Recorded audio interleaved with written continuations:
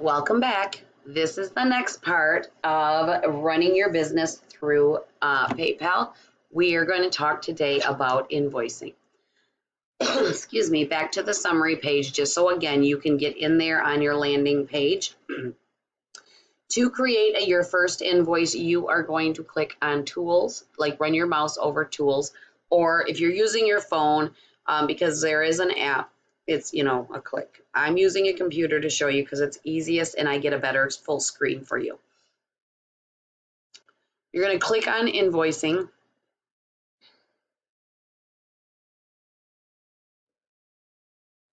From here, it's going to say Manage Invoice. You can then go immediately to create your invoice. Okay. As you will see up here, we just created the paparazzi and made it default template. But I can click the down button and I can find any of the templates that I want. So we were talking on the previous video that how you wanted to, if you wanted to create one that said didn't have no tax or shipping or no tax or whatever you want, you could then on your template take that off so it's 0. Because what I've found in the past is if I say I offer somebody free shipping, well, if I'm using the same template all the time, I'm on a roll. I create one, I send it, I create one, I send it. And then they're like, well, wait a minute, I thought I wasn't supposed to have shipping. I'm like, oh, darn it, I missed that.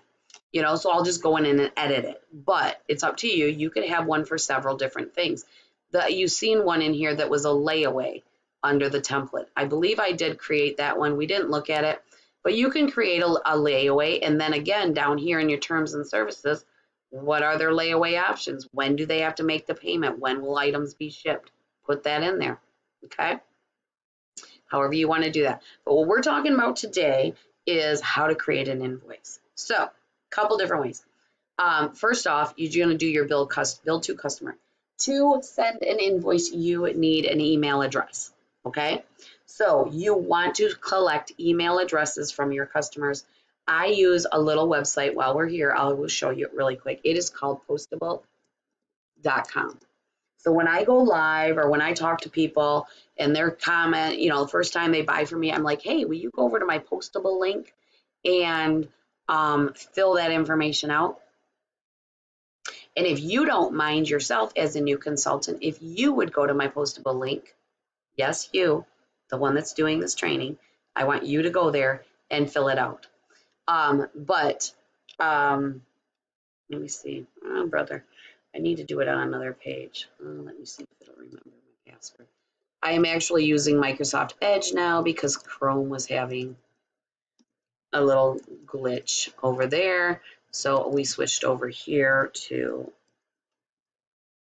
let's hope it, oh yay, it worked. Okay, save it over here too.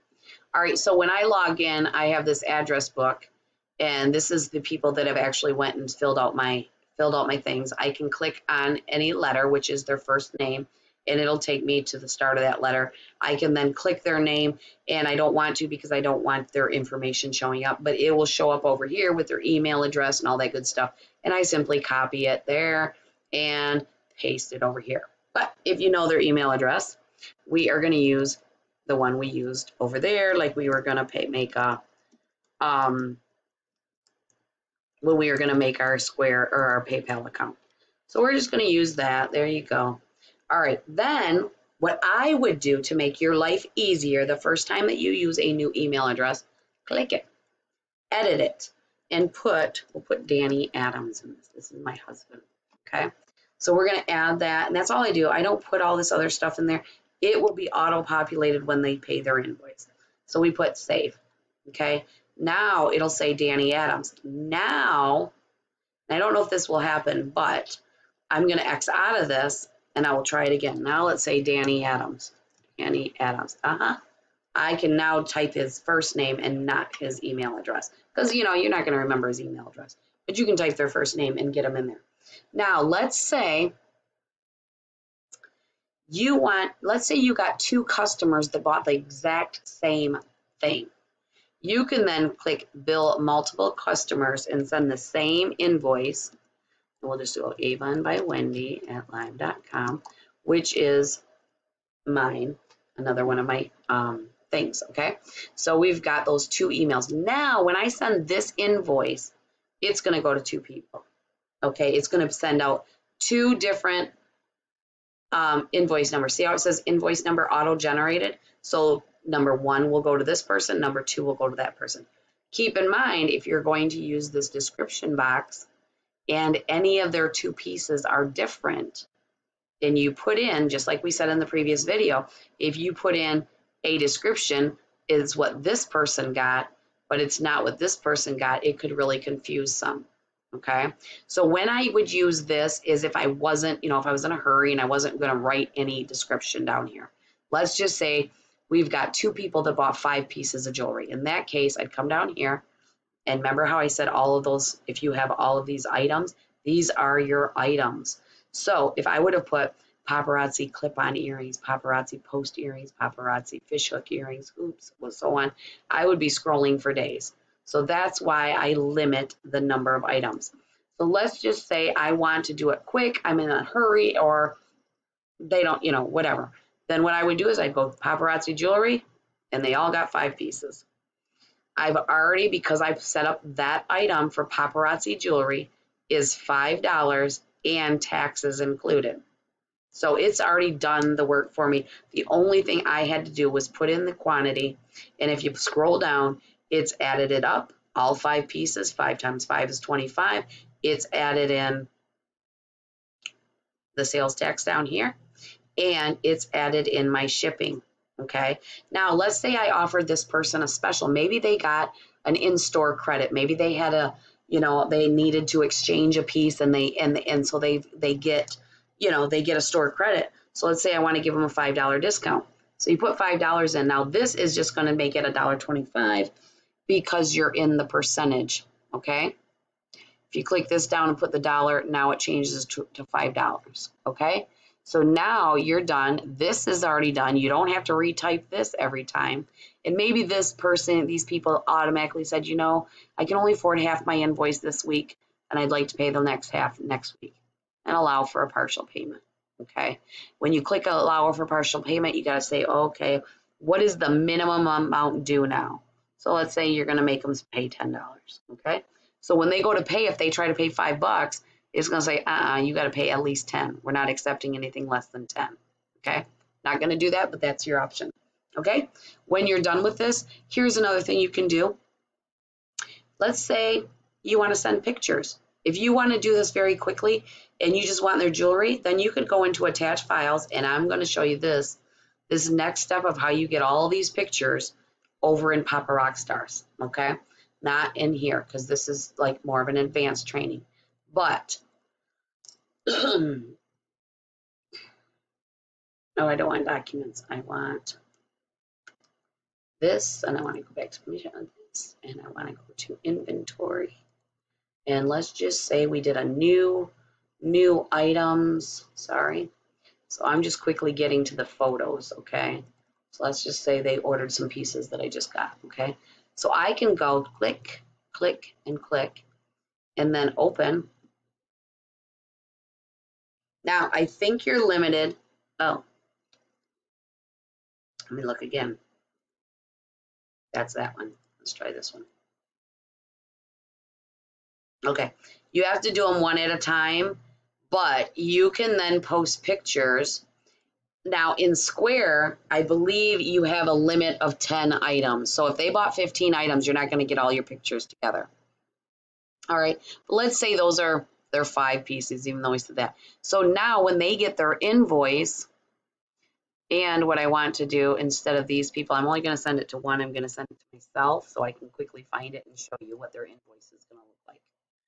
And Gmail. Well, I don't want to do that one. Let's do Wendy. Marie. There you go. Let's do that one. Okay. So now their invoice is ready, and the only thing I need to do is hit send. Okay.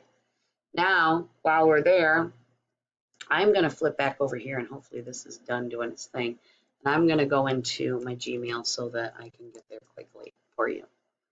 All right. Now, this one. Make sure I'm in the right account. Okay. Sometimes if people don't have their invoice, it should be like immediate, okay? Their invoice should come over as quickly as you send it, all right? If it does not, then they want to check their spam. Not in spam. I'm going to check over here in PayPal because I do have certain things that say PayPal. All right, okay, it just dinged. So now it should be there. Let's refresh it one more time. Oh no, that's why I'm in the wrong email. See, told you. See, this is, you too can be a paparazzi rep and a leader. So I'm going to go into this one. This is where I actually sent the invoice. Get out of that one. All right, there it is. Look, Wendy Adams, invoice for Wendy Adams. So this is what your customers are seeing. Okay, here's your invoice. Okay, that's what they're seeing. Then they're going to click View and Pay Invoice. And it's going to take them to PayPal. And from here, they can click Pay. And if they have a PayPal account, it will also, when they click Pay, it will also, they can sign into their PayPal account, log in. It's going to ask them, how do you want to pay? Do you want to use your PayPal balance? Do you want to blah, blah, blah, blah, blah. Or if they don't have a PayPal account, then they just click that I want to pay with a debit or credit card. They click Pay with Debit Card. And here they go. Put all of that information in. You can sign up. They can sign up for a create a PayPal account right there, or they don't want an account and click Pay Now, and they paid their invoice that quick. Okay, so that is how quickly you can pay your PayPal invoice or send out your invoice. Okay, I need this. Okay, so and here it is right there. So now when I go into the summary, I can kind of watch my activity there. I send a bill to Wendy Adams, and now my unpaid, if you remember from the last video, my unpaid invoices went up to 2. From the unpaid invoices, I can also come over here, and let's say she hasn't paid her invoice when she said she was going to. Then I can simply click Remind. And what that'll do is it will send this payment, this message. You can send you a copy too, so that you know you sent it. And you can add a little personal note if you want. All right, cancel. Don't want to send that. From this, you can also, let's say this person is like, she's horrible. This person is so horrible at paying her bills. She don't pay on time, whatever. I'm getting very upset. I can cancel this invoice. And then she'll get an email saying it's canceled. But if I don't want her to know, she'll figure it out, then I just take that check off, okay? Otherwise, if I want her to know, which I want them to know, that'll usually tell them. So when I do that, it stirs them up, and I hit cancel this invoice. Now they get an email stating that it's been canceled, and they call me and they say, Wendy, I really want that stuff. Okay. Then I can do up here, I can search for her like that. Here's her canceled invoice. So I can click this canceled invoice. I can copy it. And boom, it's created another invoice, and now I just send it. It's the same exact invoice for the $26.35. Hope that makes sense, and that is how easy it is to send an invoice with PayPal. See you on the next video.